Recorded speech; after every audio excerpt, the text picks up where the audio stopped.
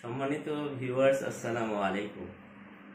আমার হাতে যে ফুলগুলো আপনারা দেখছেন, এটা আসলে আমার বলার আর কিছু নাই। বাংলাদেশের আপামর জনসাধারণ যারা রয়েছে সবাই জানে এই ফুলের নাম শাপলা ফুল। অনেকে এক কথায় বলা হয় জাতীয় ফুল শাপলা। তো দেখেন উচ্চতাটা, দেখেন এখানে যেই পানির গভীরে এই শাপলাটা হয়েছে, পানির গভীরতা মিনিমাম 6 হাত হবে। দেখেন এখানে 2 আটি শাপলা নিয়ে আসছি। তো শাপলা ফুল একসময় বাংলাদেশের জনপ্রিয় খাবারের একটি ছিল। গ্রামের হতদরিদ্র মানুষ যারা রয়েছেন তারা তরকারি চাহিদা পূরণ করার স্বার্থে শাপলা ব্যবহার করতেন। গ্রামের ছোট মাছগুলি যে রয়েছে, গ্রামের যে ছোট ছোট মাছ রয়েছে, মাছ দিয়ে এই শাপলা রান্না করলে আসলে এটার যা মজা, এটা উপলব্ধি করা তাদেরই পক্ষে সম্ভব যারা খেয়েছে। আর শাপলা ফুলের যে গ্রান, অনিন্দ্য সুন্দর গ্রান। আপনি যদি কখনো শাপলা খেতে যান, অর্থাৎ বিলে যান, বিলে যেখানে শাপলা ফুটে, ওইসব বিলের মধ্যে যদি যান, তখন শাপলা ফুলের চারদিকের মুহুর মুহুর গন্ধে আপনার হৃদয়টা ভরে যাবে। এত সুন্দর গন্ধ শাপলা ফুলের। আর শাপলা ফুল জাতীয় ফুল হয়েছে এই জন্য যে এটার কোনো কিছু বাদ যায় না, সব কিছু খাওয়া যায়। শাপলা খাওয়া যায়, তারপরে এই শাপলার সামনে যে পাপড়িগুলি দেখছেন, এই পাপড়ির গোড়াতে এক প্রকার ফল হয়, ওইটাকে আমাদের আঞ্চলিক ভাষায় বলা হয় ডেব। ওই ডেবের ভিতরে এক প্রকার বিচি হয়, ওই বিচি দিয়ে আমাদের মা চাচিরা এক সময় খই তৈরি করতো। এই ডেবের খই এত ভালো লাগতো, মুখে দিলে একেবারে মিশে যাইতো। মানে এখনো মনে আছে যে কত সুন্দর করে যত্ন করে তারা এগুলি সংগ্রহ করতো, এই ডেবের খই। আর দেখেন ফুলের কি সুন্দর পাপড়ি, চারদিকে সাদা ফুল, ভিতরে হলুদের আবরণ।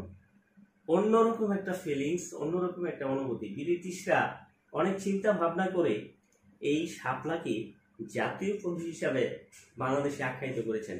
আর এই বর্ষাকাল আসলে বিশেষ করে আমাদের যে বিলগুলি রয়েছে, বিলগুলিতে ভরে টয়টুম্বুর হয়ে যায় শাপলা ফুলে। আর শাপলা ফুল, এই যে শাপলার যে ইয়াগুলি, শাপলার ডাঁটাগুলি, এই ডাঁটাগুলি কি আমরা 3 পদ্ধতিতে খেয়ে থাকি। প্রথমত ছোট ছোট করে করলে, তারপরে ভাজি করে খাই। দ্বিতীয়ত সরিষা দিয়ে শাপলার কৌর করে খাই। তৃতীয়ত ছোট ছোট শাপলা এইগুলি সিলে, তারপরে তেলে হালকা ভেজে, তারপরে মাছ দিয়ে বিরান করে খাওয়া হয়। খাইতে যেরকম মজা, তেরকম পুষ্টিগুণ। বিশেষ করে আপনার যদি কোষ্ঠকাঠিন্য থাকে, তো এই শাপলায় রয়েছে প্রচুর পরিমাণের মানে অনেক বেশি ফাইবার রয়েছে, যে ফাইবার আপনার কোষ্ঠকাঠিন্য দূর করবে। এবং শরীরের যে চাহিদা, পানির চাহিদা, এই পানির চাহিদা পূরণের ক্ষেত্রেও শাপলার ভূমিকা অপরিসীম। সুতরাং আমরা অনেকেই এই বিলের কম দামি শাপলা বলে পছন্দ করি না, কিন্তু শাপলার যে আসলে গুণাগুণ, এটা যদি যে কেউ জানে, তাহলে শাপলা আসলে আপনার খাদ্য মেনুতে প্রতিদিন একবার করে হলেও রাখবেন। আর বিশেষ করে বাংলাদেশ ছাড়া অন্যান্য কান্ট্রিতে এই শাপলা ফুলের যে সুন্দর একটা ফ্লেভার, এই ফ্লেভার দিয়ে তারা সুগন্ধি তৈরি করে। বাংলাদেশে আসলে এই প্রযুক্তি তৈরি হয় নাই, কিন্তু অন্যান্য কান্ট্রিতে এই শাপলা ফুলের ফ্লেভার দিয়ে সুগন্ধি তৈরি করা এবং বডি স্প্রে তৈরি করা হয়। এটা শাপলা ফুল উপর থেকে নিচ পর্যন্ত পুরোটা অংশই খাওয়া যায়। সুতরাং আপনারা আপনাদের আশেপাশে যেসব ভিল বা ঝিল রয়েছে, আপনারা শাপলা ফুল সংগ্রহ করবেন। এটা ব্রেনকে ঠান্ডা রাখে, এটা খেলে পাশাপাশি আপনার কোষ্ঠকাঠিন্য থাকলে দূর হয়ে যায়।